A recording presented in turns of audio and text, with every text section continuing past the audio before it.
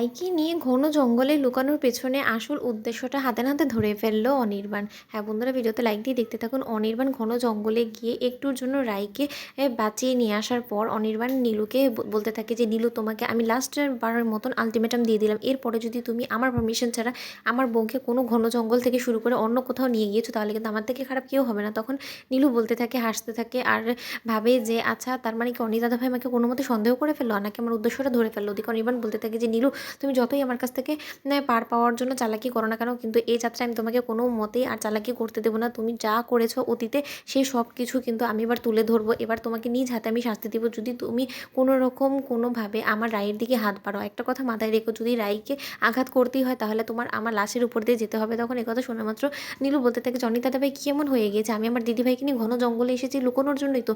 তখন অনির্বাণ বলতে থাকে, কেন তোমার ওখানে জায়গা, রিসর্টের মধ্যে কি জায়গা অভাব পড়ে গিয়েছিল যে তোমার লুকোনোর জন্য এই জায়গাটাকে বেছে নিতে হলো? তোমার আসল উদ্দেশ্য এটাই ছিল যে তুমি ঘন জঙ্গলে এনে এখানে পাহাড় থেকে ধাক্কা দিয়ে রাইকে ফেলে দিবে, আর তারপর তুমি একটা নতুন করে অভিনয় করা শুরু করে দেবে যে তুমি হয়তো বা কোনো কিছু জানোই না যে রাই কোথায় গিয়েছে না গিয়েছে, তাই তো?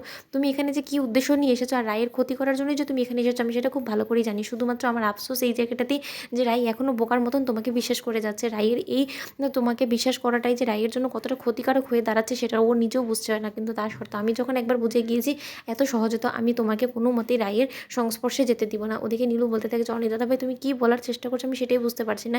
ফর গড সেক তুমি প্লিজ আমাকে একটু রেহাই দাও, আমি আর এগুলো নিতে পারছি না। তখন এই কথা বলা মাত্র অনির্বাণ বলতে থাকে যে তুমি অভিনয় করছো, যে তুমি কোনো কিছুই বুঝছো না। তুমি সব কিছুই বুঝো আর জেনে বুঝেই তুমি সব কিছু করছো।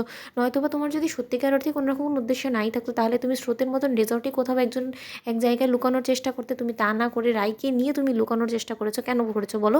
তোমার উদ্দেশ্যটা কি বলো? এখন তুমি কোনো কিছু বলতে পারছো না কারণ তোমার মনের মধ্যে ভয় ঢুকে গিয়েছে যে তুমি ধরা পড়ে গিয়েছো, তাই তো?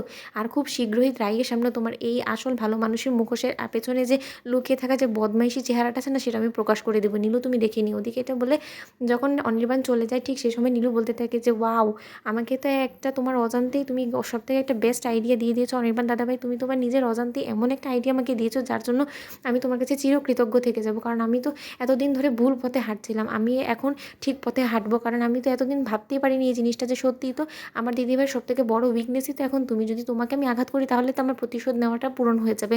তাহলে এখন আমি শুধু শুধু রাই দিদিভাইকে কোনো রকম কোনো আঘাত করার চেষ্টা কেন করব? আমি এখন থেকে তাহলে তোমার দিকেই হাত বাড়াবো, তোমাকেই আঘাত করব। কারণ তুমি যদি মরো তাহলে সবথেকে বেশি দুঃখী হবে আমার দিদিভাই, আর ওর চোখের জলেই আমি আমার মনটাকে ঠান্ডা করব। এর থেকে বেটার আইডিয়ার কী হতে পারে? Thank you so much Anita দাদাভাই। তুমি যদি আজকে আমাকে এই আইডিয়াটা না দিতে তাহলে হয়তো বা আমি ভুল পথেই হেঁটে যেতাম। এখন এই পথেই আমি হাঁটবো। Thank you so much. তো বন্ধুরা, ভিডিওটি ভালো লেগে থাকলে লাইক, কমেন্ট, শেয়ার করো, সাবস্ক্রাইব করতে ভুলো না।